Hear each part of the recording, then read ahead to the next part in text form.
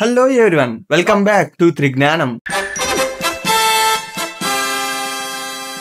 ఈ రోజు మనం అన్సూపర్వైజ్డ్ అండ్ రీఎన్ఫోర్స్మెంట్ గురించి చెప్పుకుందాం. ఎవరైనా సూపర్వైజ్డ్ లెర్నింగ్ మిస్ చేశారా? ఒకవేళ మిస్ అయితే కింద మీకోసం డిస్క్రిప్షన్ లో సూపర్వైజ్డ్ లెర్నింగ్ వీడియో లింక్ పెట్టాను. Please go and watch. And తరువాత ఈ వీడియో చూడండి. అప్పుడు మీకు ఒక మంచి క్లారిటీగా అర్థమవుతుంది. సో ఇక స్టార్ట్ చేద్దామా? ప్రీవియస్ వీడియోలో చూసుకుంటే గనక మనం సూపర్వైజ్డ్ అంటే లేబుల్డ్ డేటా తో ట్రైన్ అవ్వడం అని, వేరే అన్సూపర్వైజ్డ్ లో అన్లేబుల్డ్ డేటా తో మిషన్ లెర్నింగ్ టాస్క్ పర్ఫామ్ చేస్తుంది. సింపుల్ గా చెప్పాలి అంటే ఇది క్యాట్, ఇది డాగ్ అని నీకు చెప్పాను. ఈ ఇన్ఫర్మేషన్ తో నువ్వు క్యాట్ అండ్ డాగ్ ఇమేజెస్ ని సపరేట్ చేస్తావు. ఇది సూపర్వైజ్డ్. అన్సూపర్వైజ్డ్ లో నీకు ఒక group of cats and dogs photos ఇస్తాను. ఇప్పుడు నువ్వు వాటిని ఎలా సపరేట్ చేస్తావు? హౌ? అప్పుడు ఏం చేస్తామంటే ఫొటోస్ అన్ని చూస్తావు. చూసినాక ఏవైతే కొంచెం సిమిలర్ గా ఉన్నాయో వాటిని ఒక గ్రూప్ గా చేస్తావు. అలా నీకు డాగ్స్ అన్ని ఒక గ్రూప్ లో ఉంటాయి, క్యాట్స్ అన్ని ఒక గ్రూప్ కింద క్లాసిఫై అవుతాయి. ఇప్పుడు మనం కరోనా మహమ్మారి టైంలో అన్సూపర్వైజ్డ్ లెర్నింగ్ ని ఎలా యూజ్ చేసామో చూద్దాం. ఇక్కడ డిస్ప్లే మీద మీకు కనిపించేది పేషెంట్స్ యొక్క డేటా. ఇందులో టోటల్ గా 6 పేషెంట్స్ ఉన్నారు. ఇందులో P2 అండ్ P5 డేటా చూసుకుంటే సిమిలర్ గా ఉంటాయి. లైక్ వాళ్ళు ఓల్డర్ ఏజ్ లో ఉన్నట్టుగా, వాళ్ళకి హై ఫీవర్ ఉన్నట్టుగా, అండ్ వాళ్ళకి లో ఆక్సిజన్ ఉన్నట్లుగా. ఈ టెస్ట్ రిపోర్ట్స్ బేస్ చేసుకొని P2 అండ్ P5 అనేటివి ఒక క్లస్టర్ కిందక ఆర్ ఒక గ్రూప్ కింద ఫామ్ అయ్యి ఉంటాయి. ఆ గ్రూప్ పేరే సివియర్. అంటే ఆ సివియర్ క్లస్టర్ లో ఎవరైతే సీరియస్ గా ఉన్నారో, ఎవరికైతే కోవిడ్ అనేది సివియర్ గా ఉందో వాళ్ళు ఆ క్లస్టర్ లో ఉంటారన్నమాట. అండ్ రిమైనింగ్ పేషెంట్స్ వి డేటా చూసుకుంటే వాళ్ళు యంగర్ అండ్ వాళ్ళకి high oxygen and low fever. So వాళ్ళకి మైల్డ్ కోవిడ్ మాత్రమే ఉంది. ఈ మైల్డ్ కోవిడ్ వాళ్ళందరూ ఒక క్లస్టర్ కింద ఫామ్ అవుతారు. So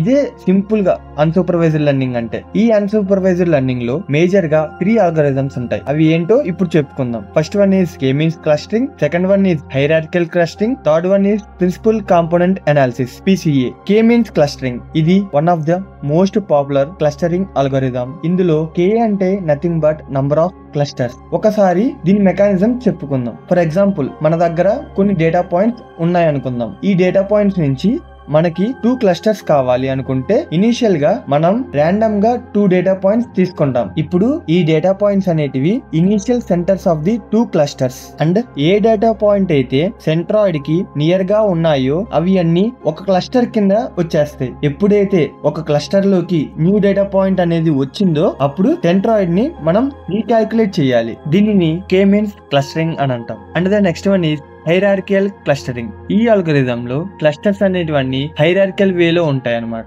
either from top to bottom or bottom up. ఈ రోజు మనం జస్ట్ బాటమ్ అప్ గురించి తెలుసుకుందాం. బాటమ్ అప్ చెప్పేస్తే ఆటోమేటిక్ గా నాకు తెలిసి టాప్ డౌన్ కూడా అర్థమైపోతుంది మీకు ఈజీగా. బాటమ్ అప్ లో ఇనిషియల్ గా ఎవ్రీ డేటా పాయింట్ అనేది ఒక క్లస్టర్ కిందకు ఉంటది. అండ్ సెకండ్ స్టెప్ లో ఏవైతే 2 క్లోజెస్ట్ క్లస్టర్స్ ఉన్నాయో అవి అన్ని మర్జ్ అయిపోతాయి. మర్జ్ అయ్యి ఒక సింగిల్ క్లస్టర్ గా ఫామ్ అవుతాయి. సో ఇంతే ఈ ప్రాసెస్ రిపీట్ అయ్యి లాస్ట్ కి ఒక పెద్ద క్లస్టర్ ఫామ్ అవుతుంది. ఆ క్లస్టర్ లో అన్ని డేటా పాయింట్స్ ఉంటాయి. అది ఫైనల్ క్లస్టర్. అది విన్నాక ఆటోమేటిక్ గా నాకు తెలిసి టాప్ డౌన్ కూడా మీకు అర్థమైపోయి ఉంటది. అర్థమైతే గనక కింద కామెంట్ సెక్షన్ లో ఆ టాప్ డౌన్ అప్రోచ్ అనేది కామెంట్ చేయండి. Next one is principal component analysis PCA. PCA అనేది ఒక క్లస్టరింగ్ అల్గోరిథం కాదు, కానీ దేనికి యూజ్ చేస్తామంటే డైమెన్షనాలిటీ రిడక్షన్. డైమెన్షనాలిటీ రిడక్షన్ అంటే reducing the number of features. అసలు ఫీచర్స్ ఎందుకు రిడ్యూస్ చేయాలి? అంత అవసరం ఏమి? ఇంకా ఎక్కువ ఫీచర్స్ ఉంటే మనకే కదా యూస్ఫుల్ అని అనుకుంటున్నారా? లేదు, క్లారిటీగా చెప్తా, అర్థం చేసుకోండి. ఒక హౌస్ తీసుకుందాం. ఇప్పుడు మనం ఆ యొక్క హౌస్ ప్రైస్ ని ప్రిడిక్ట్ చేయాలి అని అంటే యూస్ఫుల్ ఫీచర్స్ ఏమేమి ఉంటాయి? లెంత్, బ్రెడ్త్, ఏరియా, మహా అయితే లొకేషన్.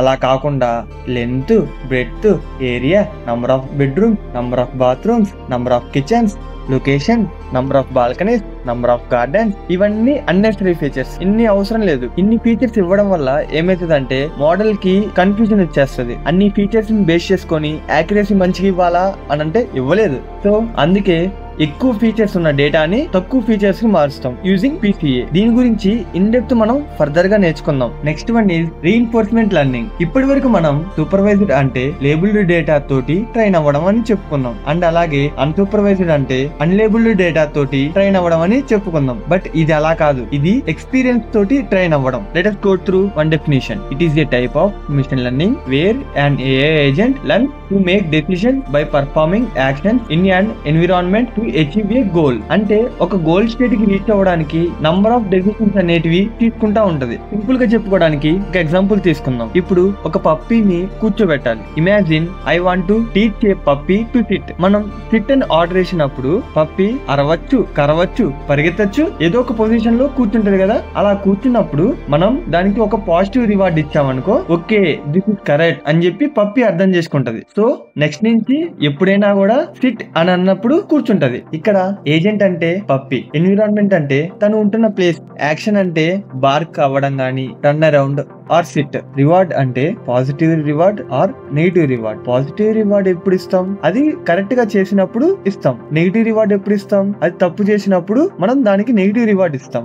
ఇది ఓన్లీ యానిమల్స్ అని కూడా కాదు, మన హ్యూమన్ బీయింగ్స్ లో కూడా జరుగుతుంది. ఒక సింపుల్ ఎగ్జాంపుల్ తీసుకుందాం. ఒక వేడిగా అన్న ఆబ్జెక్ట్ తీసుకుందాం. బాగా వేడిగా ఉంది అనుకుందాం దాన్ని. అది నీకు తెలియదు వేడిగా ఉందా లేదా అని చెప్పేసి అని. బట్ ఏం చేసామంటే దాన్ని ముట్టుకున్నప్పుడు అనే రియాక్షన్స్ అనేటివన్నీ మనకు వస్తాయి. సో తర్వాత నుంచి మనం దాన్ని ముట్టుకుంటామా? లేదు కదా. ఎందుకంటే మనం ఆల్రెడీ అది ముట్టుకున్న దానికి ఎక్స్పీరియన్స్ చేసాం. సో ఇదే విధంగా ట్రైన్ అయ్యేదే రీఇన్ఫోర్స్మెంట్ లెర్నింగ్ అనేది. ఇప్పుడు మనం ఒక గేమ్ చేసుకుందాం. స్టార్టింగ్ పొజిషన్ నుంచి ఎండింగ్ పొజిషన్ కి వెళ్ళాలి. ఆ ఎండింగ్ పొజిషన్ గోల్ స్టేట్ అనుకుందాం. ఈ గోల్ స్టేట్ కి వెళ్ళడానికి మల్టిపుల్ పాత్స్ ఉంటాయి మనకి. ఈ మల్టిపుల్ పాత్ ని అన్నిటిని విజిట్ అవ్వాలి. విజిట్ అయిన తర్వాత వాటి నుంచి ఎక్స్పీరియన్స్ అన్నిటిని మనం ఫీడ్ చేసుకొని ఆర్ ట్రైన్ చేసుకొని నెక్స్ట్ టైం అలా వచ్చినప్పుడు ఆప్టిమల్ పాత్ లో వచ్చేలా ఉండాలి. ఇది మావా సింపుల్ గా రీఇన్ఫోర్స్మెంట్ లెర్నింగ్ అంటే కూడా. ఇంకోటి ఏదో చెప్తానన్నాను కదా, ఏంటిది అది? Yeah, semi supervisor learning. Semi supervisor learning లో సెమీ అంటే హాఫ్, అంటే half supervised learning. It means half supervised ఉంటది, హాఫ్ అన్సూపర్వైజ్డ్ ఉంటది. ఇనిషియల్ గా small amount of labelled data తోటి ట్రైన్ అయి ఉంటది. నెక్స్ట్ నుంచి అన్లేబుల్డ్ డేటా తోటి ట్రైన్ అవుతా ఉంటది. దాన్నే సెమీ సూపర్వైజ్డ్ లెర్నింగ్ అని అంటాం. ఇది చాలా యూస్ఫుల్. లేబుల్డ్ డేటాలో చూసుకుంటే గనక it is very expensive to train. వెరాజ్ అన్లేబుల్డ్ డేటాలో చూసుకుంటే గనక some times it gives an wrong outputs. ఇక్కడ లేబుల్డ్ డేటాకి ఎక్స్పెన్సివ్ అని ఎందుకన్నానంటే, ఇప్పుడు మన దగ్గర ఒక 5 cats 5 dogs ఉన్నాయి అనుకుందాం. లేబుల్డ్ డేటా అంటే ఏంటిది? ఎవ్రీ ఇన్పుట్ కి ఎవ్రీ అవుట్పుట్ ఉండడం కదా. అలాగే ఎవ్రీ క్యాట్ ఇమేజెస్ కి క్యాట్ అండ్ లేబుల్ ఉండాలి, ఎవ్రీ డాగ్ ఇమేజ్ కి డాగ్ అండ్ లేబుల్ ఉండాలి. ఇలా ప్రతి ఇన్పుట్ కి ప్రతి అవుట్పుట్ మీద డిపెండ్ అవుతా ఉంటే కంప్యూటేషన్ జరగడం అనేది కొంచెం ఎక్స్పెన్సివ్ గా మారుతుంది. సో అందుకే సెమీ సూపర్వైజ్డ్ లెర్నింగ్ వచ్చింది. ఇందులో ఎగ్జాంపుల్ గా తీసుకుంటే 5 cat ఇమేజెస్ లో 2 cat ఇమేజెస్ గా మనం లేబుల్ ఇస్తాం. అలాగే 5 dog ఇమేజెస్ లో 2 dog ఇమేజెస్ గా లేబుల్ ఇస్తాం. ఇచ్చినాక ఫస్ట్ మనం లేబుల్డ్ డేటా తోటి ట్రైన్ చేసినప్పుడు ఆ డాగ్ అండ్ క్యాట్ ఇన్ఫర్మేషన్స్ అనేటివి ముందుగానే మోడల్ లో స్టోర్ అయి ఉంటాయి. సో నెక్స్ట్ నుంచి అన్సూపర్వైజ్డ్ లెర్నింగ్ మనం పర్ఫార్మ్ చేసినప్పుడు ఎక్కువ కంప్యూటేషన్ అనేది లేకుండా ఈజీగా క్లాసిఫై అవుతాయి. ఇక్కడ మనం half supervised and half unsupervised గా వాడాం కాబట్టి సెమీ సూపర్వైజ్డ్ అని అన్నాం. అంతే, సింపుల్. సో ఇది ఇవాల్టి వీడియో. నెక్స్ట్ వీడియోలో మనం లీనియర్ రిగ్రెషన్ గురించి ఇన్ డెప్త్ మ్యాథమెటికల్ ఇండ్యూషన్ తో సహా చెప్పుకుందాం. మీరు మా కోసం ఒకటే పని చేయాలి guys. Please like, share, subscribe. ఇది మాకు మిషన్ లెర్నింగ్ సిరీస్ ని కంటిన్యూ చేయడానికి ఎంతో మోటివేషన్ ఇస్తుంది. Be consistent in learning and keep rocking guys.